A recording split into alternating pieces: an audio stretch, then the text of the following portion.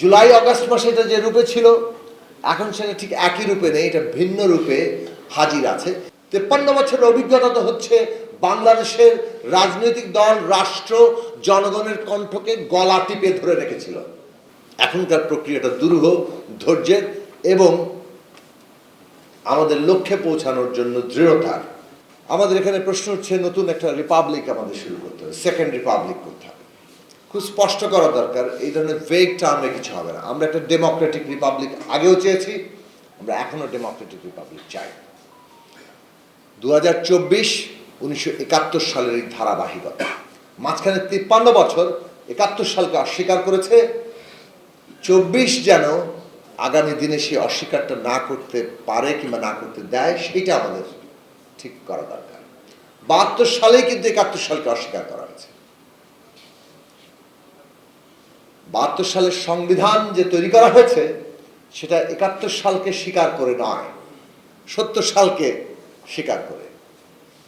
71 সালে মানুষের যে রাজনৈতিক অর্জনটা, তার যে অভিজ্ঞতা, সে অভিজ্ঞতাকে ধারণ করতে গেলে 70কে পিছনে ফেলে নতুন বাস্তবতাটাকে গ্রহণ করা দরকার ছিল। সমস্ত মানুষের অংশগ্রহণের মধ্যে দিয়ে একটা নতুন রাষ্ট্র কিভাবে পরিগঠিত হবে সেইটার উদ্যোগ নেওয়া দরকার ছিল, কিন্তু তা গ্রহণ করা হয়নি। ওই গঠনের মধ্যে সমস্যা আছে এবং সেটা আমরা 53 বছর ধরে নানাভাবে বহন করে চলেছি। 24 শেষে ওই নতুনভাবে 71-এর আকাঙ্ক্ষাটাকে, ওই যে সুযোগের সমতা, ওই যে মানবিক মর্যাদা, ওই যে সামাজিক ন্যায় বিচার, তাকে আবারও বৈষম্য বিরোধিতার কিংবা বৈষম্যহীন বাংলাদেশের স্বপ্নে নতুন করে ধারণ করেছে। সেই জায়গাটা আমাদের ধরা দরকার। ফলে আমরা একটা গণতান্ত্রিক রিপাবলিক চাই, যেটার জন্য একটা গণতান্ত্রিক বন্দোবস্ত দরকার, একটা গণতান্ত্রিক সংবিধান দরকার। এখন এই লক্ষ্য কিভাবে অর্জন করব, লক্ষ্যের পেছনে শক্তির সমাবেশ কি বাস্তবতা আছে, এটা রাজনৈতিক কর্মকাণ্ড, রাজনৈতিক কর্মকৌশল তৈরির জন্য অত্যন্ত জরুরি প্রশ্ন। যে প্রশ্ন আলোচিত হচ্ছে যে বিদ্যমান যে শক্তি ভারসাম্য, রাজনৈতিক দল, রাষ্ট্র, প্রতিষ্ঠান, এইগুলোর মধ্যে আন্তঃসম্পর্ক কিংবা যাকে বলে কোরিলেশন, সেখান থেকে আমাদের কাজটা অত্যন্ত দায়িত্বের সাথে এগিয়ে নিয়ে যাওয়া দরকার। জুলাই অগাস্ট মাসে এটা যে রূপে ছিল এখন সেটা ঠিক একই রূপে নেই, এটা ভিন্ন রূপে হাজির আছে। সেই ভিন্ন রূপে হাজির থাকাটাই হচ্ছে যে আমরা এখন কিভাবে ওই লক্ষ্যের দিকে জনগণকে ঐক্যবদ্ধ করব। এবং এইটা ঠিকই যে রাজনৈতিক দলগুলো আছে এবং সেই রাজনৈতিক দলগুলোকে যদি উপেক্ষা করে কোনো কাজ করতে যাওয়ার চেষ্টা করা হয়, সেটা নিশ্চয়ই ঠিক হবে না, কারণ শক্তি ভারসাম্যে বড় আকারের একটা ভারসাম্যহীনতা তৈরি করবে। আবার ছাত্র জনতা যে অভ্যুত্থান করেছে, সেখানে যে নতুন একটা স্পেস তৈরি হয়েছে, একটা পরিসর তৈরি হয়েছে, এইটা যদি আমরা স্বীকার না করি তাহলে আমরা বড় আকারে ভুল করব এবং আবারও জনগণকে একটা দাবিয়ে রাখার মতো জায়গায় যাবে।